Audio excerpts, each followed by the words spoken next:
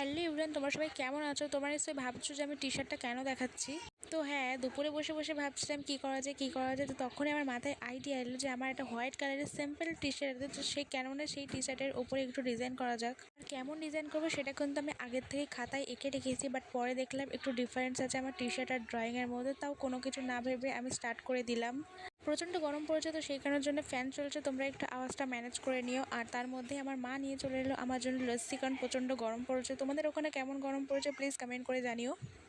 তোমাদের সাথে গল্প করতে করতে আমার গেঞ্জি অলমোস্ট কমপ্লিট হয়ে গেছে।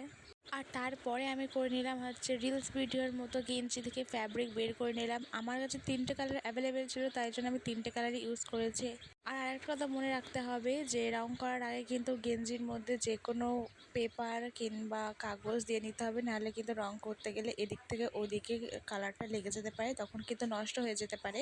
তো আমি করেছিলাম লাল আর সবুজ কালারের কম্বিনেশন, ভালোই লাগছিল। তোমাদের কেমন লাগছিল অবশ্যই কমেন্ট করে জানিও। আমার ভিডিও ভালো লাগলে অবশ্যই লাইক আর কমেন্ট করো, আর চ্যানেলে নতুন হলে অবশ্যই সাবস্ক্রাইব করো, আমাকে সাপোর্ট করো এগিয়ে যেতে। আমি পরে দেখলাম একটু ভুল হয়ে গেছে সবুজ কালার লেগে, তো এটা কেমনভাবে উঠবে তোমরা যদি জানো কমেন্ট করে জানিও। আর অলরেডি আমার ফাইনাল লুক কমপ্লিট হয়ে গেছে, তো তোমাদের সাথে শেয়ার করবো, দেখতে থাকো। তো এটা হচ্ছে আমার ফাইনাল লুক, কেমন লাগছে আর আমাকে পরে লাগছে এমন কেমন লাগছে সেটিও জানো। আর ভালো লাগলে অবশ্যই লাইক করো, কমেন্ট করো। Bye bye.